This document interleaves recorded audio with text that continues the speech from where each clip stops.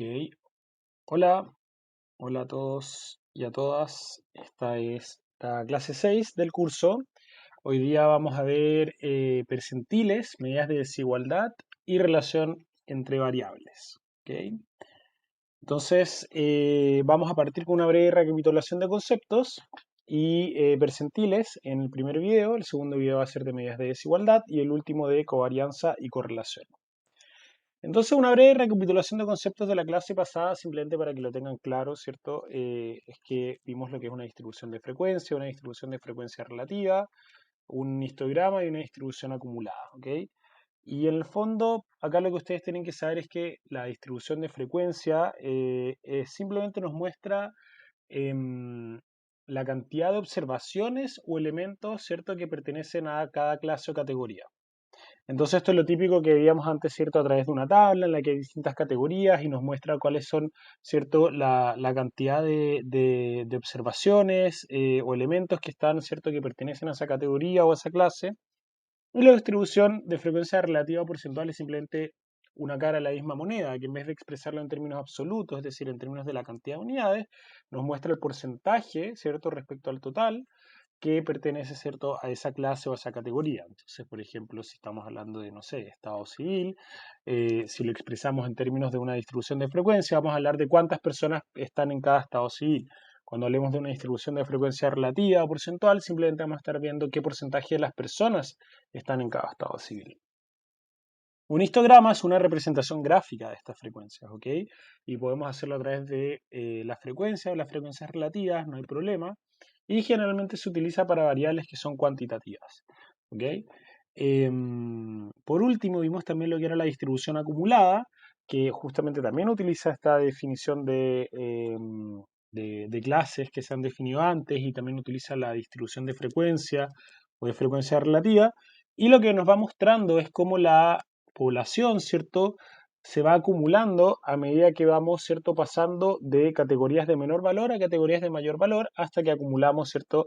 Al total de nuestra población, ya sea en términos de frecuencia o en términos porcentuales. Esto hoy día va a tomar bastante relevancia cuando veamos las medidas de desigualdad. ¿Ok? Entonces vayamos a lo que son los percentiles. ¿Ok?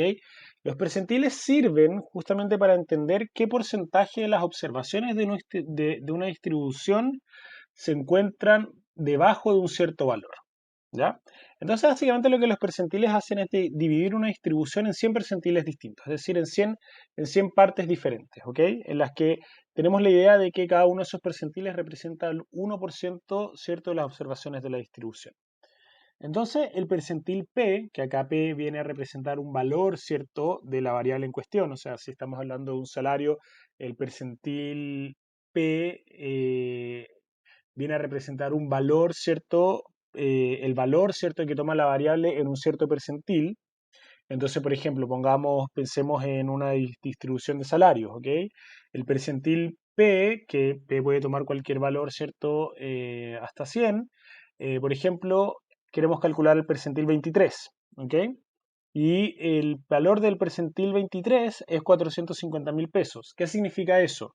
Que al menos el 23% de las observaciones son menores o iguales a 450.000 pesos.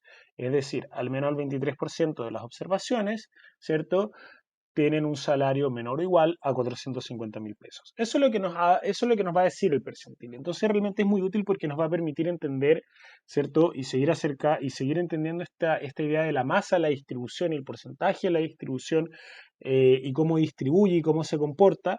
Pero acá lo vamos a poder ver, ¿cierto? No solamente a través de la mediana, que es el percentil 50, sino a través de otros, ¿cierto? Otros percentiles que van a considerar proporciones menores o mayores, ¿cierto?, de nuestra distribución. Entonces primero hay que entender cómo se calcula. Para calcularlo hay que ordenar los valores de menor a mayor, ¿ya? Y se utiliza esta fórmula que está acá. Entonces el valor I indica el número de la observación, ¿cierto?, que vamos a utilizar para calcular el valor del percentil. El P representa el percentil que quieren calcular. O sea, si estamos hablando del 23, ¿cierto? Tenemos entonces que poner acá en la fórmula el 23. Y acá el n nos representa el total de observaciones que tenemos. Entonces, si quisiésemos calcular el percentil 23, necesitamos utilizar esta fórmula y decir 23 dividido 100 da 23% por n, ¿ok?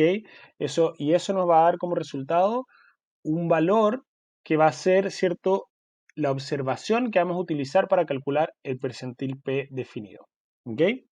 Si el valor I que nos entrega esto no es entero, se redondea el valor I hacia arriba, y si el I es un número entero, entonces se utiliza, ¿cierto?, el promedio entre los valores I e I más 1, ¿ok? Esto ya lo vamos a ver en un ejemplo en las láminas que siguen, ¿ya? Los percentiles, a su vez, y por lo que está acá en los cuartiles, es porque la única forma de utilizarlo no es solamente a través de percentiles, también es, por ejemplo, a través de cuartiles o quintiles, pero son básicamente también caras de la misma moneda. Por ejemplo, los cuartiles lo que hacen es simplemente dividir, ¿cierto?, la distribución en cuatro partes iguales. Entonces el primer cuartil tiene todo lo que contiene desde el valor más bajo, ¿cierto?, de la distribución hasta el valor que tiene la unidad que se ubica en el percentil 25, el segundo, ¿cierto?, el segundo cuartil tiene del percentil 26 al percentil 50, y así hasta que lleguemos a lo más alto. Si hablamos de quintiles, por ejemplo, dividimos a la distribución en cinco partes iguales, entonces tenemos, ¿cierto?, a un 20% en cada una de ellas. Y en el fondo se pueden hablar también típicamente de deciles, por ejemplo, que dividimos la distribución en 10 partes iguales. Pero todo es cierto, son como caras de la misma moneda. Entonces damos un ejemplo de cómo calcular esto, ¿ya? Imagínense que ustedes tienen una serie con 16 observaciones y esas tienen los siguientes valores, ¿ok? Y primero tienen que calcular la mediana, que es equivalente al percentil 50. Entonces, ¿qué hay que hacer? Primero hay que ordenar las observaciones de menor a mayor, ¿verdad? Y acá en esta tablita se ordenan todas estas 16 observaciones que estaban allá arriba de menor a mayor. Luego, ¿cierto? Como la cantidad de observaciones son par, si ustedes la cuenta son 16 observaciones, ¿cierto? La mediana, o el percentil 50, va a ser el promedio de las dos observaciones del mes. Es decir, 26.021. Es decir, veamos, 1, 2, 3, 4, 5, 6, 7, 8, ¿verdad? Entonces, el promedio entre estas dos nos da 2.621. Con la mediana es bastante sencillo y con esta cantidad de observaciones también. Pero pensemos, por ejemplo, en el percentil 27. Ahí ya no es tan fácil. Entonces acá vamos a necesitar utilizar la fórmula que les había dicho. Entonces se calcula, ¿cierto?, utilizando el índice I de antes.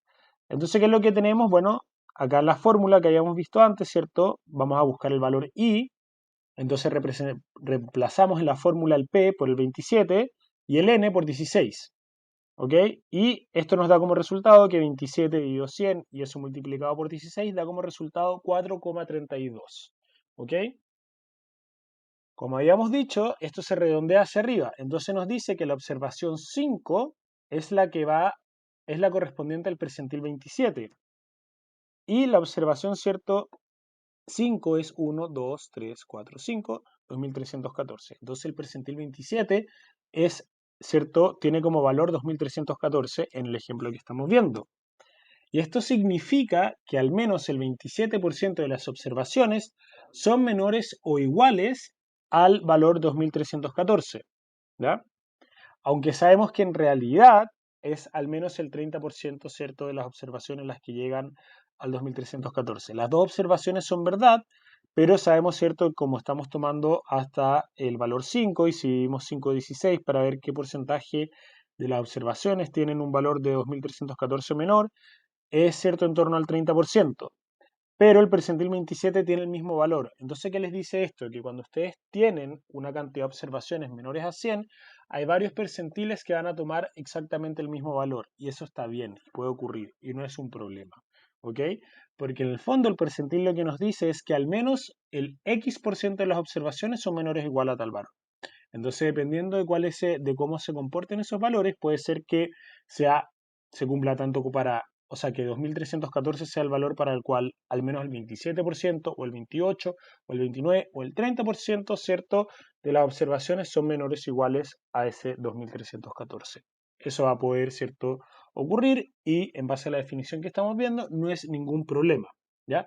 Y lo importante es que nos dice eso, o sea, qué porcentaje de nuestra población que estamos estudiando, ¿cierto?, a través de nuestra muestra, tiene un valor igual o menor a un X. Entonces, no, si esto fuese si esto fuesen salarios, por ejemplo, medios en dólares o lo que ustedes quisiesen, esto les diría, al menos el 27% de las observaciones tienen un valor menor o igual a 2314. Entonces eso es útil para entender cómo el 27%, ¿cierto?, de la población que tiene los valores más bajos en esta variable, ¿cierto?, se está comportando, y a través del cálculo de distintos percentiles ustedes pueden empezar a entender cómo, ¿cierto?, se comporta su variable de interés.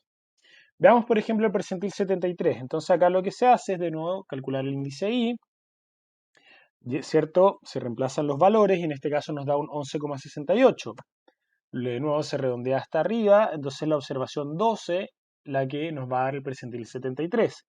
Esa en este caso es esta de acá, ¿cierto? Que tiene el valor 2843 y eso significa que al menos el 73% de las observaciones son menores o iguales a 2843. Acá, ¿cierto? A partir de los percentiles podemos ver otra forma de graficar una distribución que es el boxplot, ¿ok? Y el boxplot nos va a permitir entender la distribución según los percentiles y los valores extremos. Y el boxplot se ve de esta forma de acá. Va a haber una caja que va a tener una línea al medio, a veces va a tener esta X o este punto acá dentro de esta cajita va a tener estos límites de acá, y luego va a tener estas líneas que van a estar marcando un cierto límite, ¿ok? Y luego van a haber puntos que pueden estar fuera, ¿cierto?, de estas líneas de acá. ¿Qué nos dice esto? Esto de acá nos muestra, ¿cierto?, en la línea que está al medio de la caja, nos muestra la mediana o el percentil 50. Esta línea de acá abajo en la que se acaba esta caja de acá, boxplot viene de caja, ¿cierto? Y por eso también lo llamamos caja, esto de acá. Esta de acá muestra el percentil 25. Esta de acá el percentil 75.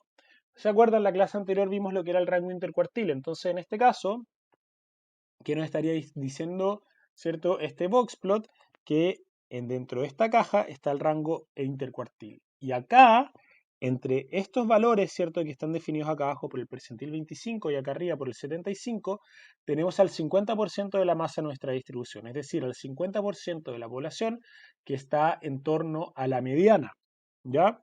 Esta X de acá, en este caso, nos representa la media. Hay veces que los boxplots la muestran, hay veces que no.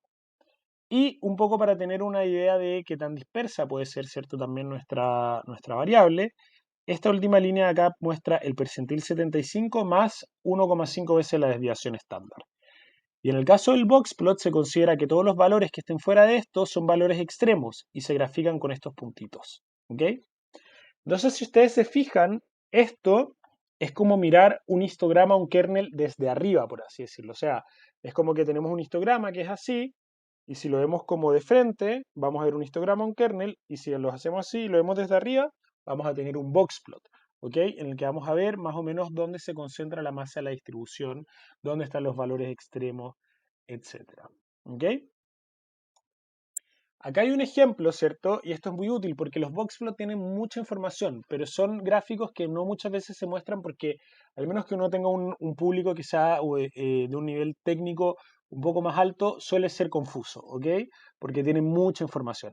Pero acá se da un ejemplo en cómo se puede, ¿cierto?, utilizar los boxplot para comparar distribuciones para distintos subgrupos, ¿cierto? Entonces esto podría ser de nuevo una variable de ingresos y acá podríamos estar teniendo, no sé, por ejemplo, el grupo de personas con AUC, grupo de personas casadas y grupo de personas solteras, por ejemplo. Y esto acá es muy útil ya que, por ejemplo, podemos ver cómo las medianas de cada uno son diferentes, los rangos intercuartiles son distintos, o sea, acá a pesar de que la mediana sea más alta en este boxplot del medio, tenemos un rango intercuartil que también es más amplio, ¿cierto? Y que también es una distribución más dispersa, que tiene, ¿cierto? Cuando se le suman 1,5 veces la desviación estándar es más alto, ¿cierto? Esto ocupa un intervalo, un espacio, ¿cierto?, de posibles valores de la variable más alto que las otras de acá. Y todo eso nos empieza a hablar de, ¿cierto?, es otra forma de también entender las distribuciones que antes estábamos viendo cómo entenderlas a través del cálculo de medias, medianas, las QNES, ¿cierto?, o la kurtosis. Acá lo estamos viendo, ¿cierto?, como también lo podemos entender a través de los percentiles y como no solamente lo podemos entender a través de los percentiles con fórmulas, ¿cierto?, matemáticas, ¿cierto?, que era la que estábamos viendo hasta la lámina antes de los boxplots, sino también de forma gráfica. ¿Ok? Y cómo todo eso nos va a permitir, ¿cierto?, también entender nuestras distribuciones.